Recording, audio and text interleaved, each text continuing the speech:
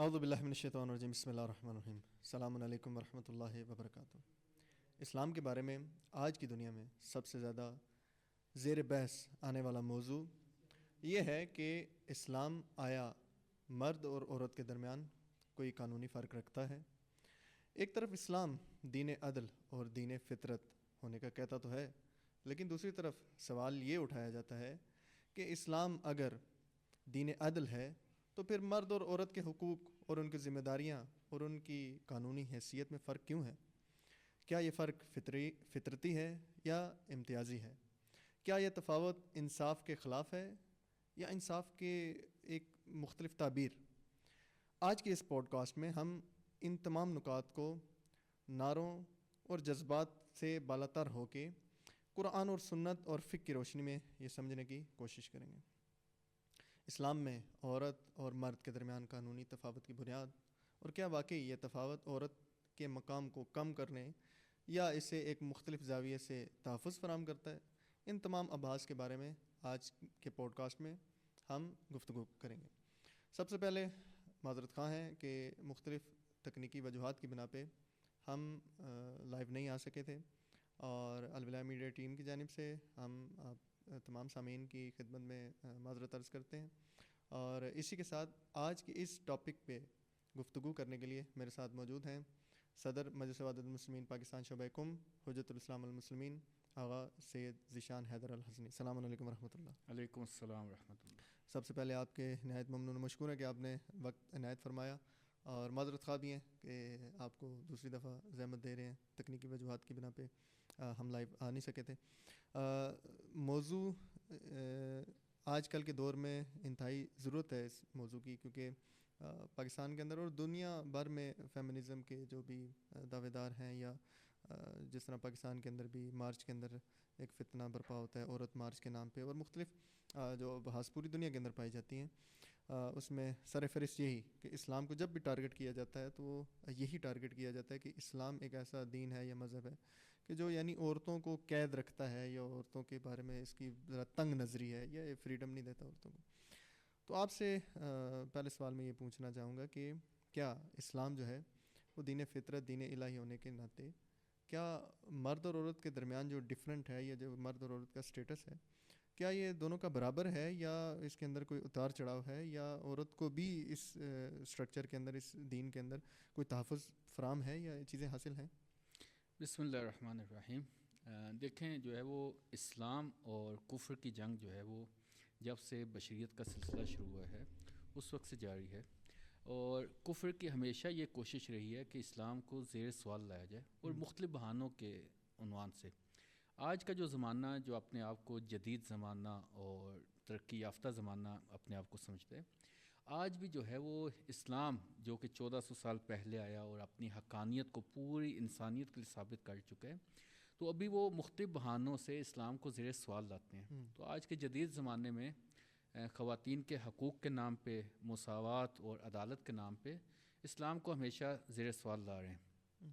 حقیقت یہ ہے کہ جو شخص بھی یہ سوچتا ہے یا یہ فکر رکھتا ہے کہ اسلام نے جو ہے وہ خواتین کے حقوق کا خیال نہیں رکھا، یا یہ ہے کہ خواتین کی حیثیت مرد سے کمتر ہے، وہ یا تو اسلام کی حقیقت سے واقف نہیں ہے، یا حقیقت سے واقف ہے لیکن کسی بغض اور کسی کینے کی بنا پہ اسلام کی مخالفت کرتے ہیں۔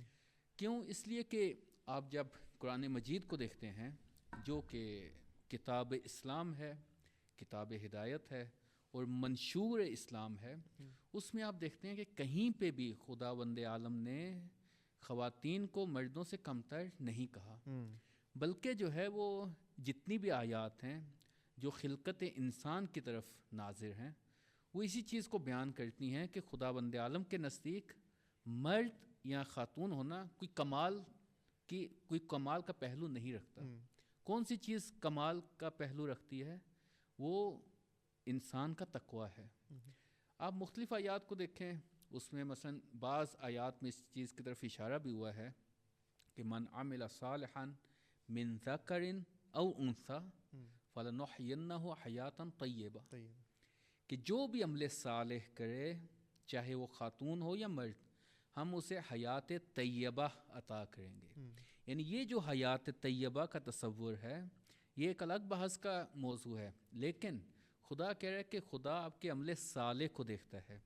وہ یہ نہیں دیکھتا کہ یہ عمل صالح کس سے سرزد ہوا ہے. اور یہیں پہ آیت اللہ جوادی عاملی فرماتے ہیں کہ اسلام نے جو انسان کی حقیقت کو بیان کیا ہے اس میں جنسیت کا کوئی تصور نہیں ہے. کیا مطلب؟ یعنی جب انسان سے خدا نے وہ کمال کا تقاضا کیا تو یہ نہیں کہا کہ مرد اس کمال تک پہنچ سکتا ہے اور عورت اس کمال تک نہیں پہنچ سکتی، بلکہ خداوند عالم نے جب انسان سے کمال کا تقاضا کیا عبودیت کے ذریعے سے، کیونکہ خداوند عالم کہتے ہیں وما خلقت الجن والانس الا لیعبدون، اور یہاں پہ علماء نے کہا کہ وہی معرفت کے حصول کے لیے خلقت کی گئی ہے. تو خدا نے یہ نہیں کہا کہ یہ جو معرفت کا حصول ہے انس کو شمار کیا، یعنی انسانوں کو. کہیں پہ یہ نہیں کہا کہ جو ہے وہ مرد اس معرفت کو زیادہ حاصل کرے گا اور عورت اس معرفت کو کم حاصل کرے گی. تو آیت اللہ جوادی عاملی فرماتے ہیں کہ انسان کی جو حقیقت ہے وہ اس کی عقل ہے، وہ اس کا ارادہ ہے، وہ اس کا اختیار ہے، اور وہ اس کا شعور اور عمل صالح ہے. بس اسلام میں جو چیز مد نظر ہے کمال پانے کے لیے وہ کیا ہے؟ شعور اور تقوی. ابھی کمال کیا ہے؟ کمال یعنی انسان کب کمال کی منزل پہ فائز ہوتا ہے؟ انسان کس چیز کے لیے اس کائنات میں بھیجا گیا ہے؟ تو علماء کہتے ہیں اور آیات میں ہے، روایات میں ہے کہ کمال انسان کا خدا سے قرب ہے، یعنی قربت الہی انسان کا کمال ہے. وَرِضْوَانٌ مِّنَ اللَّهِ اکبر، اور خدا کی رضایت کا حاصل کر لینا یہ انسان کے لیے کمال ہے. اور اس کمال کو پانے کے لیے نہ مرد کی قید ہے نہ خاتون کی قید ہے. اور آپ دیکھتے ہیں تاریخ اسلام میں دیکھتے ہیں، قبل از اسلام بھی دیکھتے ہیں کہ بہت سی خواتین تھیں جو اس کمال کی منزل پہ مردوں سے آگے نکل گئیں. آپ حضرت مریم علیہ السلام کو دیکھ لیں، حضرت آسیہ کو دیکھ لیں، یعنی یہ وہ خواتین ہیں کہ اسلام ان کو آئیڈیل کے عنوان سے پیش کرتا ہے، چاہے حضرت مریم کی ذات ہو، چاہے حضرت آسیہ کی ذات گرامی ہو. اور خود جب اسلام آتا ہے تو جناب سیدہ فاطمہ الزہرا سلام اللہ علیہا کی ذات گرامی وہ ذات ہے کہ جو کمال کی اس منزل پہ پہنچ گئیں. قائمہ علیہ السلام نے کیا فرمایا کہ نحن حجج اللہ علی الخلق و جدتنا فاطمہ حجتنا علینا، کہ ہم جو ہے وہ مخلوق خدا پہ حجج الہی ہیں، خدا کی حجتیں ہیں، اور جناب سیدہ ہم پہ حجت ہیں. یعنی آئمہ کے وہ جو کمال کے اس درجے پہ پہنچے ہوئے ہیں کہ خدا نے ان کو لوگوں کے لیے حجت قرار دیا ہے، وہ کیا کہہ رہے ہیں؟ وہ کہہ رہے ہیں کہ ہماری جدہ فاطمہ ہم پہ حجت ہیں. تو کیا یہ ممکن ہے کہ جس کمال پہ آئمہ پہنچے ہوں اس کمال پہ جناب سیدہ کی ذات نہ ہو اور پھر ان کے لیے حجت بھی ہو جائیں؟ تو پس اسلام جو ہے وہ مرد و زن میں وہ جو کمال کی منزل ہے اس میں کسی تفریق کا قائل نہیں ہے. کہا کہ یہ جو میں نے خلقت کی ہے، خداوند عالم کی ذات نے جو انسانوں کی خلقت کی ہے، اس میں کمال میں پہنچنے کے لیے نہ عورت کے لیے کوئی معنی ہے اور نہ مرد کے لیے کوئی فضیلت ہے. یعنی کمال تک پہنچنے کے لیے دونوں کے لیے ایک ہی راستہ معین ہے. اگر کوئی مرد اس کمال کی منزل میں پہنچنے میں تقصیر کا وہ حامل ہو جائے، یعنی وہ اس راستے کو طے نہیں کرتا، تو پھر جو ہے وہ مرد ہونے کی بنا پہ وہ اس راستے کو طے نہیں کر سکتا. لیکن اگر کوئی عورت اس راستے پہ اس راہ عبودیت کو طے کرتی ہے تو پھر عورت ہونے کی بنا پہ اس کے لیے کوئی معنی نہیں ہے. یہ تو ایک وہ ہے کلی تصور مرد اور خاتون کے حوالے سے. پھر یہاں پہ اگر مصباح قدس سرہ اور دوسرے علماء نے کہا ہے کہ جب آپ مرد اور عورت کی خلقت کو دیکھتے ہیں تو ان میں کچھ فروق ہیں، ان میں آپس میں کچھ فرق موجود ہیں، لیکن وہ کون سے فرق ہیں؟ وہ کہتے ہیں کچھ تکوینی فرق ہیں، کچھ تشریعی فرق ہیں. یعنی تکوینی فرق سے کیا مراد ہے؟ یعنی جب آپ مرد اور عورت کے بدن کی طرف آپ متوجہ ہوتے ہیں، دونوں میں تکویناً جو ہے وہ فرق ہے. یعنی مرد کا بدن ایک خاص ذمہ داری کو مد نظر رکھتے ہوئے تخلیق کیا گیا ہے، اور عورت کے بدن کی تخلیق اس کے جو وظائف ہیں اس کے مطابق اس کی تخلیق ہوئی ہے. تو لہٰذا عورت سے ایسے کام کا تقاضا کرنا جو مثلا سختی اور مشقت پہ حامل ہوں آپ نہیں کر سکتے، یا مرد سے ایسے کام کی توقع رکھنا جو تربیتی امور اور خانہ داری اور گھر کے امور کو دیکھنا ہو تو آپ اس سے توقع نہیں رکھ سکتے، اس لیے کہ تکویناً دونوں کے جو ابدان ہیں وہ ایک دوسرے سے مختلف ہیں. جیسے کہ مختلف سوشل میڈیا اور یہ تمام جتنے بھی پلیٹ فارمز ہیں اس پہ آباز چلتی ہیں تو پھر طلانی ہو جاتی ہے. اس میں اگر اس چیز پہ اگر ہم انہیں کانے کر لیں، مائل کر بھی لیں کہ دین نے جو ہے نا دونوں کو سٹیٹس ایک جیسے ہی دیا ہے، مرد ہو یا عورت ہو، یعنی جو بھی جیسے آپ نے بھی فرمایا کہ تقویٰ کے لحاظ سے یا عبودیت کے لحاظ سے یا خدا کے قرب کے لحاظ سے جتنی منزل جو بھی طے کرے، خواہ وہ خاتون ہو یا مرد ہو، تو وہ اس مقام تک پہنچ جاتے ہیں. وہ کہتے ہیں ٹھیک ہے اگر یہ آپ بات کرتے ہیں تو پھر یہ جو ذمہ داریاں ہیں، مختلف ذمہ داریاں ہیں، یعنی مرد کی مختلف ذمہ داریاں ہیں، عورت کی مختلف ذمہ داریاں ہیں، اور اس کے علاوہ یعنی مرد عورت کے درمیان کچھ بیچ میں ڈفرینشیٹ چیزیں ہیں، یہ کیوں ہیں؟ دیکھیں یہ مشکل تب پیش آتی ہے جب آپ اسلام کو ایک جزئی نگری کی بنا پہ، جزئی نگاہ کی بنا پہ آپ دیکھتے ہیں اسلام کو، تو تب آپ کے لیے یہ مشکل پیش آتی ہے، تب آپ کے لیے یہ مشکل پیش آتی ہے. لیکن اسلام چونکہ ایک جامع دین ہے، اگر آپ نے اسلام کو سمجھنا ہے تو آپ کو نگاہ بھی جامع چاہیے. دیکھیں اس وقت غرب میں جو ایک مشکل پیش آ رہی ہے وہ کون سی ہے؟ وہ خاندان یا فیملی آپ کیا ہو رہی ہے؟ پامال ہو رہی ہے. نہیں فیمنزم نہیں، خود فیملی سسٹم جو ہے وہ جو ہے ختم ہو رہا ہے. کیوں؟ اس لیے کہ وہ اسلام نے جو ضوابط طے کیے تھے، اسلام نے جو حدود و قیود رکھی گئی تھیں وہ اس فیملی سسٹم کو باقی رکھنے کے لیے کی تھی. ابھی آپ دیکھیں جو ہے وہ غرب میں اس وقت یہ جو رشتے ہیں، ابھی ہمارے پاک و ہند میں الحمدللہ فیملی سسٹم الحمدللہ کافی حد تک اپنی اس پہ ہے، اپنی منزلت پہ ہے. تو فیملی سسٹم قائم ہے، بہن بھائی کا رشتہ، ماں باپ کا رشتہ، صحیح ہے. ابھی یہی جو کچھ دن پہلے رہبر معظم نے خواتین سے گفتگو کی ہے اس میں کیا فرماتے ہیں؟ کہتے ہیں کہ غرب میں اس وقت جو ایک جدی مشکل پیش آ رہی ہے وہ بہت سے ایسے بچے جو غیر مشروع ہیں، جو اپنے باپ تک کو پہچانتے نہیں ہیں. تو وہ کیا ہوا ہے؟ وہ جو فیملی سسٹم ہے وہ برباد ہو رہا ہے. اسلام نے جو یہ ضوابط معین کیے ہیں اس فیملی سسٹم کو باقی رکھنے کے لیے. کیوں؟ اس لیے کہ اگر فیملی سسٹم کی اصلاح ہو جائے گی، وہ درست ہوگا، تو ایک معاشرے کی اصلاح ہوگی. معاشرہ قائم کس چیز پہ ہے؟ اسی فیملی سسٹم پہ. اگر فیملی سسٹم خراب ہو گیا تو معاشرہ بھی جو ہے وہ خراب ہو جائے گا. ابھی یہ جو اسلام نے حقوق معین کیے یا وظائف اور تکالیف معین کیے ہیں تو اس میں بھی دیکھیں حق اور تکلیف درست ہے. ایسا نہیں ہے کہ آپ کا اگر حق ہے تو آپ کی کوئی تکلیف نہیں ہوگی. یعنی حق ایک ایسی چیز ہے کہ جب کسی کے لیے حق معین ہوتا ہے تو اس کے لیے ساتھ تکلیف بھی معین ہوتی ہے. یعنی اگر آپ کا کوئی حق ہے تو دوسرے کے لیے تکلیف ہے. اگر آپ کے لیے کوئی تکلیف یعنی وہی ذمہ داری، اگر آپ کے لیے کوئی ذمہ داری آتی ہے تو دوسری جہت سے ایک حق بھی آئے گا. تو ابھی یہ جو حق اور تکلیف ہے اسلام نے ان کو ایسے بیلنس رکھا ہے کہ جو ہے وہ اگر خواتین کے لیے کچھ حقوق معین کیے ہیں تو ساتھ ذمہ داریاں بھی معین کی ہیں. درست ہے. ایسا نہیں ہے کہ آپ حقوق کو ذمہ داری سے جدا نہیں دیکھ سکتے. ابھی غرب میں مشکل یہ آ رہی ہے کہ وہ حقوق کو دیکھ رہے ہیں، ذمہ داریوں کو نہیں دیکھ رہے.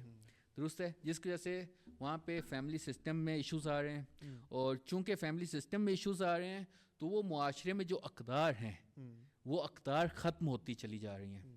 ابھی یہ کچھ دن پہلے ہمارے جو ہے وہ یو کے سے مسئول آئے ہوئے تھے، آگے ابرار حسینی صاحب، تو گاڑی میں ہم نے ایک چیز رکھی سامنے ہی، تو کہتے ہیں کہ اس کو اٹھا لیں، ہم کہیں جانے لگے تھے. میں نے کہا نہیں آگا یہیں پہ رہے. کہتے ہیں ہاں یو کے میں اگر ہم گاڑی کے اندر کوئی ایسی چیز رکھیں، کوئی بھی مثلا قیمتی چیز رکھیں، شیشے سے دکھائی دے رہی ہو تو وہ چوری ہو جاتی ہے. درست ہے. تو وہ معاشرہ بھی کیا ہے؟ اقدار کو کھو چکا ہے. یعنی وہاں پہ کیمرے لگے ہوئے ہیں، سب کچھ ہوا ہے. کیوں؟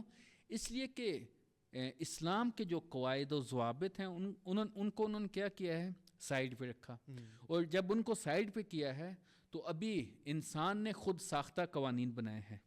صحیح ہے. جس کی وجہ سے مشکلات پیش آ رہی ہیں. مثلا جو ہے وہ ابھی یہ جو حقوق بشر کے نام سے انہوں نے کچھ حقوق نامزد کیے ہیں دنیا میں انسانوں کے لیے. ایک حق یہ معین کیا ہے کہ آپ بچے کو جو ہے وہ نہ ڈانٹ سکتے ہیں، نہ اس کو کسی چیز سے منع کر سکتے ہیں، نہ کسی خاص عقیدے پہ اس کی پرورش کر سکتے ہیں. پھر کیا کیا جائے؟ یعنی جب بچہ وہ جوان ہو جائے گا اس کے بعد کیا ہوگا؟ اس کے بعد وہ خود اختیار کرے گا. درست ہے.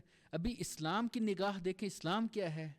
اسلام کہتا ہے کہ جو جب کل مولود یولد علی فطرت الاسلام، کہ ہر مولود فطرت اسلام پہ پیدا ہوتا ہے. فابواہ یہودانہ ینصرانہ، اس کے جو ماں باپ ہیں اس کو یہودی بناتے ہیں، نصرانی بناتے ہیں، یا پھر مثلا اسے فطرت سلیمہ پہ باقی رکھتے ہیں. تو ابھی یہ غربی نگاہ جو ہے وہ انسان کی ساخت ہے، اور جو اسلامی نگاہ ہے وہ خدا کی ساخت ہے. تو جب یہ دونوں ساختیں جو ہیں آپس میں کیا ہیں؟ آپس میں مل نہیں سکتی. اس لیے کہ خداوند عالم نے انسانوں کو خلق کیا ہے، وہ ان کی ہدایت کا نظام بھی متعین کرتا ہے. تو جب حقوق اور ذمہ داری کی بات آتی ہے تو ہمیں خداوند عالم کی طرف نگاہ کرنی چاہیے کہ خدا نے خاتون کے لیے کیا حقوق رکھے ہیں اور اس کے لیے کیا ذمہ داریاں رکھی ہیں. ان تمام مسائل کی وجہ سے پھر ہم دیکھتے ہیں، جیسے آپ نے بھی کہا، رہبر معظم نے جو فرمایا کہ یعنی ایک بچہ جسے اپنے باپ کے بارے میں ہی نہیں پتا، تو وہ جب بڑا ہوگا تو ٹینشن، ڈپریشن، انزائٹی اور ان تمام بیماریوں سے بھی پھر گھومتا پھرتا رہے گا سوسائٹی کے اندر. کیونکہ ایک فیملی سسٹم انسان کو ان چیزوں سے دور رکھتی ہے. پھر خدا کی برکات بھی ہوتی ہیں جس کی وجہ سے. ان تمام چیزوں کے بارے میں بات کرنے کے بعد جو ایک سوال، یعنی آج کل یہ جب سے یہ فیمنزم اور یہ اس کا شور شرابہ آیا، بعض ایسے یعنی خواتین کہہ لیں یا ایون مرد کہہ لیں جو یونیورسٹیز کے اندر پڑھے لکھے طبقے سے تعلق رکھتے ہیں، وہ یہ سوال کرتے ہیں، وہ کہتے ہیں کہ ٹھیک ہے اگر یہ اسلام نے یعنی اسٹرکچر دونوں کا رکھا ہوا ہے، دونوں کا سٹیٹس برابر ہے، تو جب باپ مرتا ہے تو وراثت میں بیٹے کو اتنا ملتا ہے اور بیٹی کو کم ملتا ہے. جو بھی یعنی وراثت ہو گیا ہے، جتنی بھی چیزیں ہیں اس میں عورت کا کم حصہ ہے، مرد کا زیادہ حصہ ہے. کہتے ہیں یہ ڈفرینشیٹ کیوں ہے کہ یعنی مرد کا زیادہ حصہ ہے، عورت کا؟ یہاں پہ اسلام جو ہے وہ ناانصافی کر رہا ہے. بالکل. دیکھیں وہ جو میں نے شروع میں بات کی تھی کہ یہ جو اس طرح کے اعتراضات ہیں وہ اسلام کو ایک جزئی نگاہ سے دیکھنے کا نتیجہ ہے. اسلام کو اگر ایک کلی نگاہ سے دیکھیں تو یہ اعتراضات خود بخود ختم ہو جاتے ہیں. اسلام میں اصل اور اساس کیا ہے؟ Family system. اس فیملی سسٹم کو دیکھتے ہوئے اگر ہم چیزوں کو دیکھیں گے تو یہ اعتراضات خود بخود ختم ہو جائیں گے. جو میں نے شروع میں بات کی ہے کہ خداوند عالم کی ذات نے مرد اور خاتون کے لیے حقوق بھی متعین کیے ہیں، وظائف بھی متعین کیے ہیں. ابھی آپ جب یہ ارث کے مسائل کو دیکھتے ہیں تو یہاں پہ آپ دیکھیں اسلام جو ایک سسٹم دے رہا ہے انسانوں کو، وہ کیا ہے؟ الرجال قوامون علی النساء، کہ جو مرد حضرات ہیں ان کو خواتین پہ کیا ہے؟ قوام ہے، برتری ہے. کس چیز میں؟ یعنی وہ ان کے آیا حاکم ہیں. یہاں پہ آگے جوادی عاملی بہت خوبصورت بات کرتے ہیں، کہتے ہیں کہ یہ جو خداوند عالم نے کہا کہ الرجال قوامون علی النساء، یہ ایسا نہیں ہے کہ مرد کو خاتون پہ حاکم بنا دیا، بلکہ یہ جو ہے اس کے ایک وظیفے کی طرف اشارہ ہے. اس کو ایک برتری اور کفالت اور سرپرستی کا عہدہ دیا گیا ہے. کیوں؟ خود آیت میں آگے کیا ہے تصریح آئی ہے، بما انفقوا من اموالہم، کہ وہ اپنے اموال میں سے خرچ کرتے ہیں. اسلام نے جو ہے وہ عورت کے لیے یہ متعین نہیں کیا کہ وہ گھر سے باہر جا کے کمائی کرے، جب شادی ہو جائے اپنے بچوں کا پیٹ پالنے کے لیے وہ خود کمائے. اسلام نے کیا کہا ہے؟ اسلام نے کہا ہے کہ عورت کی شادی کے بعد ساری ذمہ داری کس پہ ہے؟ مرد پہ ہے. اس کو نفقہ بھی دے گا، یعنی اس کا جو خرچہ ہے، صحیح ہے، اس کا حق مہر بھی دے گا، صحیح ہے، اور روزمرہ کے اخراجات بھی سب کون پرووائڈ کرے گا؟ مرد پرووائڈ کرے گا. خاتون کی یہ ذمہ داری نہیں ہے کہ وہ اپنا پیٹ پالنے یا بچوں کے پیٹ پالنے کے لیے باہر جا کے جاب کرے. صحیح ہے. یہ اسلام نے ایک فیملی سسٹم دے دیا ہے. تو بھی یہ جب فیملی سسٹم دیا ہے کہ جس میں عورت کی ذمہ داری صفر ہے کمانے کے حوالے سے، تو مرد کی ذمہ داری کیا ہے؟ 100% ہے. صحیح ہے. اس نے خود اپنے لیے بھی اور ان بچوں کے لیے بھی، اپنی زوجہ کے لیے بھی باہر سے کما کے لانا ہے اور خاتون کو دینا ہے, خاتون نے اس کو خرچ کرنا ہے. ابھی یہ جو وراثت میں کہا گیا ہے کہ وَلِلذَّكَرِ مِثْلُ حَظِّ الْأُنثَيَيْنِ, کہ جو مرد ہے اس کے لیے خاتون کے کیا ہیں, 2 حصے ہیں. یہ کس بنا پہ کہا گیا ہے؟ اگر اس نقطے کی طرف آپ متوجہ ہو جائیں کہ جو ہے خاتون کی ذمہ داری صفر ہے مال فراہم کرنے کے حوالے سے, تو ساری ذمہ داری کس پہ آئے گی؟ مرد پہ آئے گی. اس نے عورت کا حق مہر بھی ادا کرنا ہے, اس کا نفقہ بھی دینا ہے, صحیح ہے. مقابلے میں خاتون کے لیے کیا ہے؟ فقط تمکین ہے, درست ہے, اس کے علاوہ کوئی ذمہ داری نہیں, اور تمکین پہ کوئی خرچہ نہیں ہے. تو یہ جو سسٹم بنا دیا اسلام نے, ساری مالی ذمہ داری کس پہ آئے گی؟ مرد پہ آئے گی.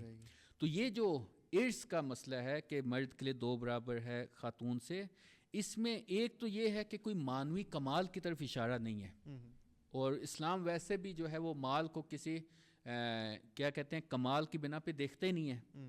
اسلام کہتا ہے کہ اگر فقیر ہے اور متقی ہے, وہ خدا کے نزدیک کیا ہے, اس کا درجہ زیادہ ہے امیر سے جو فاسق ہے. ان اکرمکم عند اللہ اتقاکم, کہ تم میں سے زیادہ شرف والا, زیادہ درجات اس کے ہیں جو با تقوی ہے. کہیں پہ نہیں کہا کہ مال زیادہ ہونے کی بنا پہ کیا ہے وہ جو ہے خدا کے نزدیک کیا ہے اس کے مراتب زیادہ ہیں. تو بس ایک چیز تو یہ ہوئی ہے کہ مال کی حیثیت معنوی کمال کی بنا پہ نہیں ہے, درست ہے, کہ آپ کہیں کہ جو ہے مال زیادہ ہو تو انسان کا کمال زیادہ ہے. دوسرا اسلام نے کبھی مال کو امپورٹنس دی نہیں ہے, نہیں دی. یہی میں کہہ رہا ہوں کہ یہاں پہ انسان کی جو فضیلت ہے وہ مال کی بنا پہ نہیں ہے, وہ تقویٰ کی بنا پہ. ایک نقطہ یہ ہو گیا. دوسرا نقطہ یہ کہ ہمیشہ, ابھی یہ ممکن ہے جو ہے وہ بعض سننے والوں کو یہ چیز عجیب لگے, ہمیشہ جو ہے وہ مرد کا حصہ 2 برابر نہیں ہے, بلکہ بعض اوقات مرد اور خاتون کا حصہ برابر ہے, اور بعض اوقات اس سے بھی زیادہ یہ ہے کہ خاتون کا حصہ مرد کی نسبت کیا ہوتا ہے, بہت زیادہ ہوتا ہے. میراث کے قوانین ہے. مسئلہ کیا ہے کہ ہم نے وہ ایک جزئی چیز کو دیکھا اور کلی حکم لگا دیا. اگر ہم اسلام کی طرف کلی نگاہ کریں گے تو اصلاً یہ اعتراض نہیں آئے گا.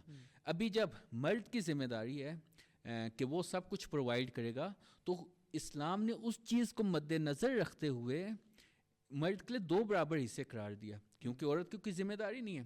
اور دوسرا یہ کہ خاتون کو جو بھی پیسے ملتے ہیں وہ پابند نہیں ہے کہ وہ مرد کو دے, درست ہے, اور وہ پابند نہیں ہے کہ اس کو دوسروں پہ خرچ کرے اپنی فیملی پہ. وہ اس کا اپنا مال ہے, اس کو چاہے انویسٹمنٹ کرے, چاہے بزنس کرے, جو بھی کرے, وہ اس کا اپنا مال ہے. مرد اس سے یہ مال نہیں لے سکتا.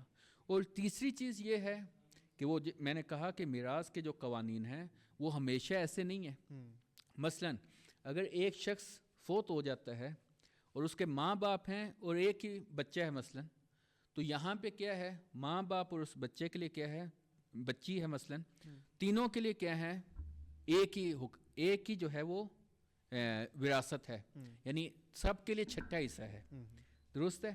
اور اگر مثلاً ایک اور مسئلے میں اس طرح ہے کہ اگر جو ہے وہ میت دنیا سے چلی جاتی ہے اور پیچھے اس کے کون ہیں جو اس کے لواحقین ہیں, وہ فقط جو ہے وہ باپ اور بیٹی ہے, تو یہاں پہ باپ کو 1 ششم یعنی 6واں حصہ ملے گا, اور بیٹی کو 5 ششم یعنی اس کو جو ہے وہ باپ سے کیا ہوگا, 5 گنا زیادہ ملے گا, درست ہے. تو یہ میراث کے قوانین کو کلی نگاہ سے اگر ہم دیکھیں تو یہ جو ہے ایشوز آئیں گی نہیں ہیں. اور آخر میں جو ہے یہ میں بات کرتا چلا جو اس سوال کے جواب میں کہ بس ہمیں اسلام کو کلی نگاہ سے دیکھنے کی ضرورت ہے.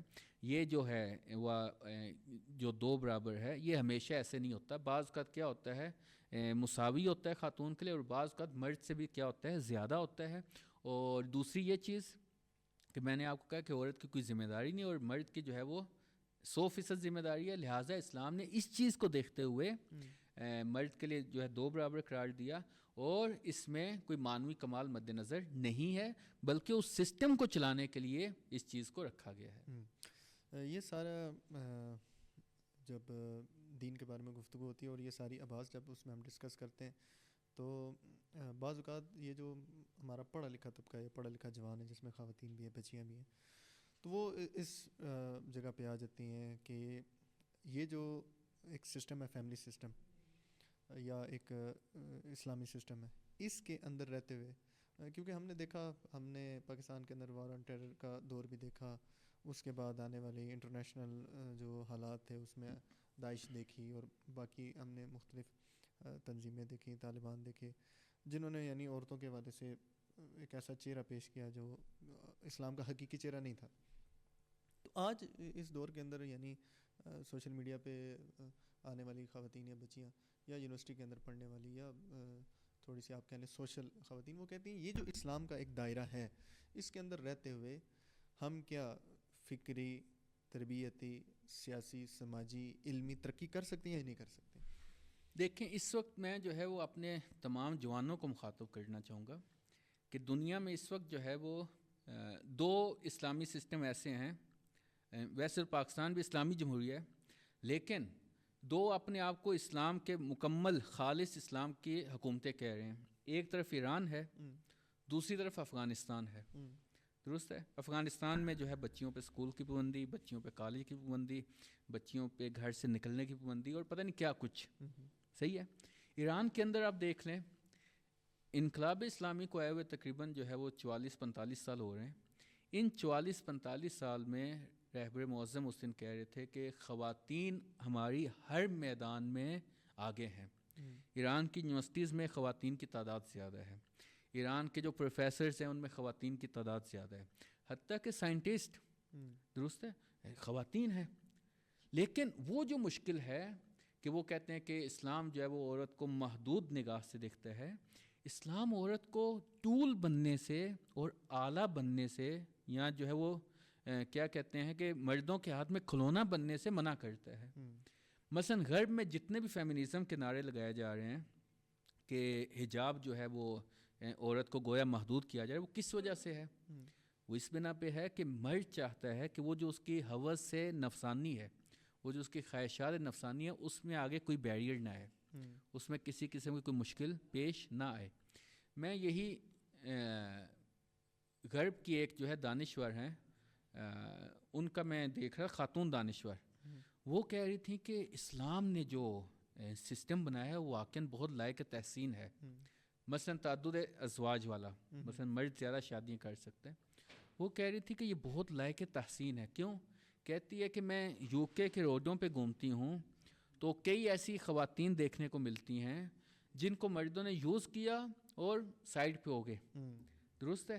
اس لیے کہ مرد جو ہے وہ اپنی ہوس کے لیے جو ہے وہ خواتین کو استعمال کرتا ہے اور پھر وہ دوسری خواتین کی طرف مائل ہو جاتا ہے. اسلام نے یہ جو حدود و قیود رکھی ہیں اور یہ جو فیملی سسٹم بنایا ہے وہ اسی ہوس رانی کے راستے کو روکنے کے لیے ہے. کیوں؟ اس لیے کہ جب یہ ہوس رانی کا سلسلہ شروع ہو جاتا ہے تو معاشرے تباہ ہو جاتے ہیں. ابھی دیکھیں غرب میں جو ہے وہ یہ جو ظاہری اقدار ہیں، حیا ہو گیا، ایثار ہو گیا. ابھی آپ پاک و ہند میں دیکھیں، ہم اپنے جو ہے ماں باپ کے لیے، اپنے بہن بھائیوں کے لیے قربانی دیتے ہیں. ایسے ہی ابھی یہ کچھ عرصہ پہلے سندھ میں ظاہراً واقعہ ہوا ہے کہ ایک خاتون نے اپنے باپ کو بچانے کے لیے اپنا گردہ دے دیا. درست ہے. باپ بچ گیا، وہ خود قربان ہو گئی. درست ہے. یہاں بعض، اور اس نے اپنی وہ رضایت سے، یہاں بعض اوقات برعکس ہوتا ہے کہ مرد جو ہے اپنی ماؤں بہنوں کے لیے اپنا سب کچھ قربان کرتے ہیں.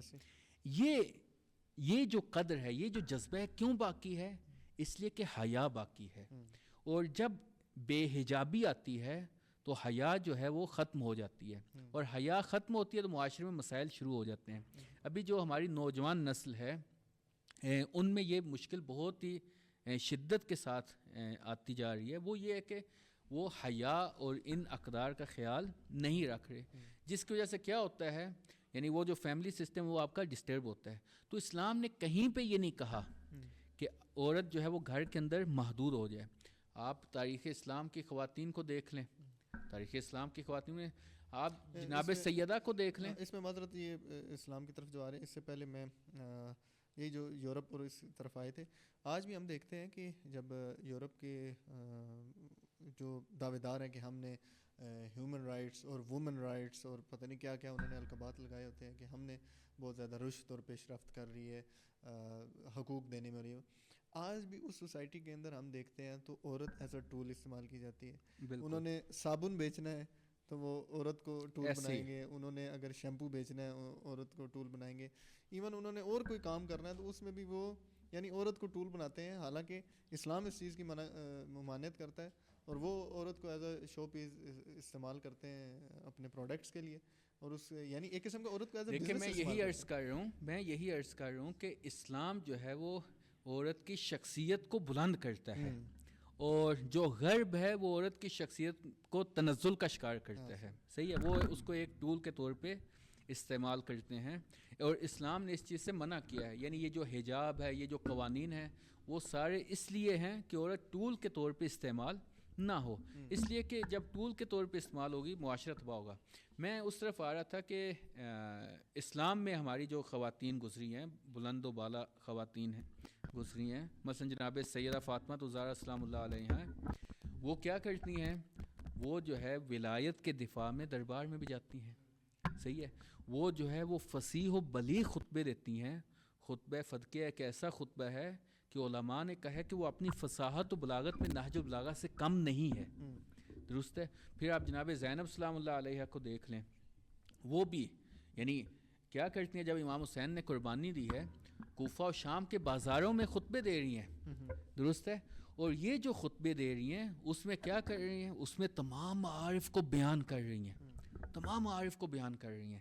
اور یہ جو معارف کے بیان کا سلسلہ ہے یا یہ تبیین جو ہے, یہ جناب زینب سلام اللہ علیہ کر رہی ہیں. کیا انہوں نے خطبے نہیں دیے کہ میں خاتون ہوں, میں جو ہے وہ مردوں کو خطبے نہیں دے سکتی؟ نہیں. جب آپ جو ہے وہ حق کی آپ نے تبیین کرنی اور حق کا تقاضا ہو تو پھر آپ اپنی ان شرعی حدود کو مد نظر رکھتے ہوئے سب کچھ کر سکتی ہیں. اسلام نے خاتون کو جاب سے کبھی معاونت نہیں کی. اسلام نے خاتون کو گھر سے باہر نکلنے پہ کبھی معاونت نہیں کی. کس چیز سے معاونت کی ہے؟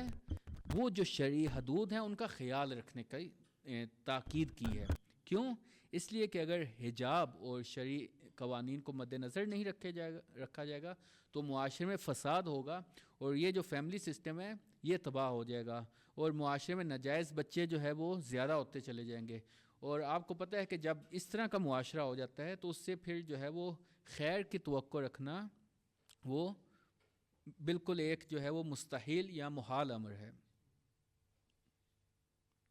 تو اس لیے جو ہے وہ میں یہ عرض کر رہا ہوں کہ اسلام نے یہ جو حدود رکھی ہیں وہ اس لیے رکھی ہیں تاکہ معاشرے میں استحکام آئے, معاشروں میں پائیداری آئے. اور یہ پائیداری تب ہی آ سکتی ہے جب اس معاشرے میں جو ہے وہ حیا اور عفت اور ان قوانین کو مد نظر رکھا جائے.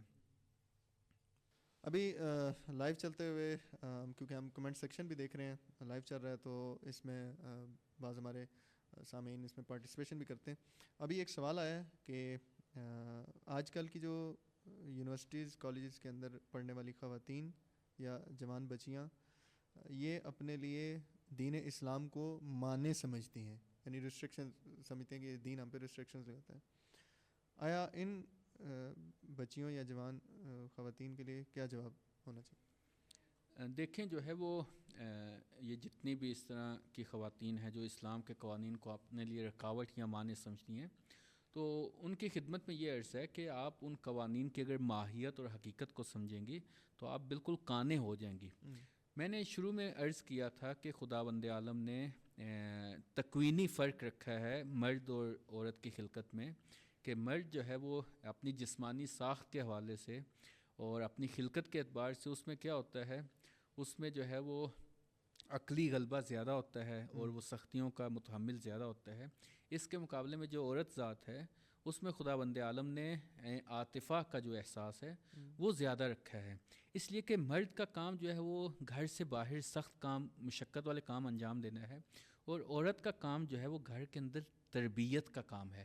تو یہ ممکن نہیں ہے کہ خدا جو ہے وہ عورت کو سختی دے دے پھر تربیت کا عمل نہیں ہو سکے گا، اور یا یہ بھی ممکن نہیں ہے کہ خدا مرد کو جو ہے وہ عاطفے کا غلبہ دے دے پھر مرد سے وہ سخت کام نہیں ہو سکیں گے۔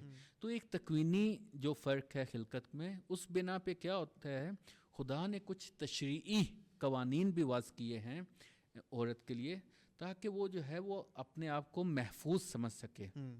مثلا ایک یہی جو اشکال کیا جاتا ہے کہ مثلا جو ہے وہ لڑکے جب چاہتے ہیں اپنی شادی کر سکتے ہیں، لیکن لڑکی کے لیے خدا نے ولی کی سرپرستی کے یا ولی کا اذن اس کو لازمی قرار دیا ہے۔ تو ایسا کیوں ہے؟ تو دیکھیں ابھی ہم الحمدللہ جس زمانے میں ہیں اس میں حقائق بہت آشکار ہو چکے ہیں، صرف متوجہ ہونے کی ضرورت ہے۔ آپ یہ کالج یونیورسٹیز میں دیکھیں بہت سے لڑکے ایسے ہیں جو لڑکیوں کو مثلا جو ہے جھوٹی محبت کے دعوے کرتے ہیں اور ان کے ساتھ جو ہے وہ گھر والوں کی ہم آہنگی کے بغیر ان سے نکاح کرتے ہیں، پھر کچھ عرصے بعد ان کو طلاق دے دیتے ہیں۔ یہ کیس جو ہے وہ ہزاروں میں ہے، صحیح ہے، اور پوری دنیا میں یہ کیس ہیں۔ کیوں؟ اس لیے کہ جو عورت ذات ہے اس پہ عاطفے کا غلبہ ہوتا ہے، اور مرد کی وہ بات کو مثلا جب وہ دیکھتی ہے کہ ایک مرد اس سے محبت کا اظہار کر رہا ہے، وہ اس کو جو ہے وہ قبول کر لیتی ہے۔ یعنی مرد ممکن ہے بعض کا جو ہے اس کے عزائم گنہونے قسم کے ہوں اور وہ عورت کو ایز اے ٹول یوز کر کے اس کو چھوڑ دیں۔ اس لیے خداوند عالم نے لڑکی کے لیے کہا کہ ولی کی اذن شرط ہے۔ کیوں؟ اس لیے کہ ولی جو مرد ہے وہ عورت کی جو ہے مصلحت کو دیکھے گا، اور وہ جو مرد اس سے محبت کا اظہار کر رہا ہے واقعاً محبت کرتا ہے یا جو ہے وہ اس کو استعمال کر کے چھوڑ دینا چاہتا ہے۔ تو یہ ایک ایسا حکم شرعی ہے جس کی حقیقت ابھی جو ہے وہ ہم سوشل میڈیا پہ روزانہ جو ہے وہ خبروں کی صورت میں ہم دیکھتے ہیں۔ اسی طرح جو ہے وہ مثلا اسلام نے جو ہے وہ قضاوت کا جو مرحلہ ہے اس کے لیے جو ہے وہ اسلام نے عورت کو اجازت نہیں دی۔ کیوں؟ دیکھیں قضاوت میں کیا ہوتا ہے، کوئی قاتل آتا ہے اس کے لیے فیصلہ کرنا آپ نے، درست ہے، اس کے لیے آپ کو سختی اور تدبیر جو عقلی غلبہ ہے اس کی ضرورت ہے۔ لیکن اگر خدا جو ہے عورت ذات کو اجازت دے دے قضاوت کی، پھر کیا ہوگا؟ اگرچہ بعض شیعہ مراجع نے جو ہے وہ اس حوالے سے انہوں نے اپنی گفتگو کی ہے، لیکن جو مشہور وہ یہ ہے کہ عورت قاضی نہیں بن سکتی۔ کیوں؟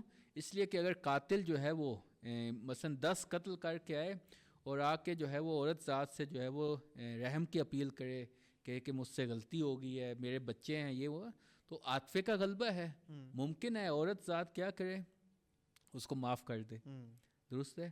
کیوں؟ اس لیے کہ وہ جو ترحم کی صفت ہے یا وہ جو عاطفہ ہے وہ بعض اوقات جو ہے عقل پہ غالب آ جاتا ہے۔ یا اسی طرح مثلا آپ کچھ دوسرے احکامات کو بھی دیکھ لیں، مثلا جو ہے شہادت گواہی دینا، اس میں مرد کی جو ہے وہ ایک گواہی شمار ہوتی ہے اور عورت کی 2 گواہی ہیں۔ وہ بھی دیکھیں ابھی اس میں بھی کوئی ایسا نہیں ہے کہ خدا نخواستہ کوئی عورت کی حیثیت کم ہے، نہیں، چونکہ وہ جو تکوینی فرق ہے کہ مثلا عورت ذات میں عاطفے کا غلبہ ہے اور مرد میں جو ہے وہ عقلی تدبیر جو ہے اس کا غلبہ ہے، وہ اس لیے کہ خود آیت میں بیان کیا گیا ہے کہ اگر ایک مرد ہو تو 2 عورتوں کو رکھیں۔ کیوں؟ کہ ان میں سے اگر ایک بھول جائے تو وہ دوسری کو کیا کرے گی؟ یاد کروائے گی۔ یہ بھولنا کیوں عورت کے لیے کہا گیا ہے، مرد کے لیے کیوں نہیں کہا گیا؟ اس لیے کہ عورت ذات جو ہے وہ گھر کے کاموں میں اور دوسرے تربیتی امور میں مشغول ہوتی ہے، تو یہ چیز کیا کرتی ہے، اس کے بھولنے کا سبب بن سکتی ہے۔ یعنی ایسا نہیں ہے کہ حتماً بھولے گی، بن سکتی ہے۔ تو لہٰذا اسلام نے احتیاطاً اس چیز کو جو ہے وہ رہنمائی کی ہے اس چیز کی، تاکہ جو ہے یہ مشکل پیش نہ آئے۔ تو لہٰذا میں جو آج کی جو خاتون ہے اس کے لیے اسلام کا یہی پیغام دینا چاہوں گا کہ اگر آپ اپنی خلقت کی طرف متوجہ ہوں کہ خداوند عالم کی ذات نے آپ کو کس طرح خلق کیا ہے، تو اس میں آپ یہ متوجہ ہوں گی کہ اس کمال تک پہنچنے کے لیے آپ اور مرد میں کوئی فرق نہیں ہے، لیکن یہ جو کچھ تشریعی فروق ہیں، احکام کے فروق ہیں، یہ آپ کی مصلحت کے لیے ہیں، اس لیے کہ آپ اپنی خلقت کی ماہیت کو نہیں جانتی۔ خداوند عالم جس نے خلق کیا ہے وہ جانتا ہے، تو اس نے اپنے اس علم کی بنا پہ، اپنی اس حکمت کی بنا پہ ان قوانین کو وضع کیا ہے تاکہ معاشرے میں توازن قائم ہو، اور یہ معاشرہ مرد اور عورت دونوں سے قائم ہوتا ہے۔ ایسا نہیں ہے کہ اگر جو ہے وہ خالی مرد دنیا میں بچیں اور معاشرہ قائم رہ جائے. کیوں؟ اس لیے کہ وہ دونوں ایک دوسرے کی ضرورت ہیں. دونوں کو خداوند عالم نے ایک دوسرے کا مکمل قرار دیا ہے. یعنی عورت مکمل کب ہوگی؟ جب مرد اس کو ملے گا. مرد مکمل کب ہوگا، کامل کب ہوگا؟ جب عورت اس کو ملے گی.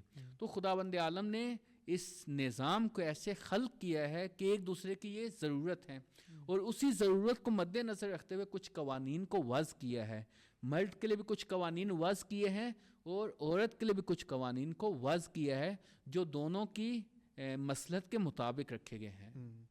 آج کل کا جو فشار اور اس طرح کا ڈپریسڈ اور آپ کے فاسٹ دور ہے، اس میں ہر ایک خاتون، بچی کو بھی چاہیے اور لڑکی کو بھی چاہیے کہ اسے اپنی ذمہ داری انجام دے اور یہ اصول اور ضوابط جو دین نے طے کیے ہیں اس پہ عمل کرے تاکہ سوسائٹی میں فشار نہ آئے، خود اس کی اپنی جو پرسنل لائف ہے وہ ڈسٹرب نہ ہو، اور اس طرح کے جتنے بھی باقی امور ہیں اولاد کی تربیت اچھی کر سکے، والدین کی فرما بردار بنے، اور ایک فیملی سسٹم جو دین نے، اسلام نے دی ہے، وہ اس کا بالکل ڈسٹرب نہ ہو اور قائم رہے. آپ کے نہایت شکر گزار ہیں کہ آپ نے اپنا انتہائی قیمتی وقت ہمیں عنایت فرمایا، اور معذرت میں خواہ آپ کا بھی بہت شکر گزار ہوں کہ ہم الولایا کے پلیٹ فارم سے الحمدللہ یہ جو علمی نشستوں کا سلسلہ شروع ہے، یہ واقعاً اس وقت معاشرے کی ضرورت ہے اور جہاد تبیین کا مصداق ہے، اور خداوند عالم سے دعا گو ہیں کہ آپ کی ان توفیقات میں اضافہ فرمائے اور ان سلسلوں کا، ان نشستوں کا سلسلہ ایسے ہی قائم رہے. الہی آمین. بہت شکریہ، اور معذرت خواہ ہے کہ کل بھی آپ کو ہم نے تنگ کیا، آج بھی آپ نے اپنا قیمتی وقت عنایت فرمایا. الولایا میڈیا ٹیم کی جانب سے اس علمی نشست کا انعقاد ہر ہفتے میں لائیو سیشن کی صورت میں آپ کی خدمت میں حاضر ہوتا ہے. آپ کی قیمتی آراء، آپ کے جتنے بھی آئیڈیاز ہیں وہ آپ ہمیں کمنٹس کی صورت میں آگاہ کر سکتے ہیں، انشاءاللہ ان پہ عمل کیا جائے گا. نہایت ممنون مشکور ہیں مہمان گرامی کے بھی اور آپ تمام سامعین کے بھی کہ جنہوں نے وقت دیا اور اس گفتگو کو سنا. مزید نئے موضوعات کے ساتھ آپ کی خدمت میں حاضر ہوں گے. السلام علیکم ورحمۃ اللہ وبرکاتہ.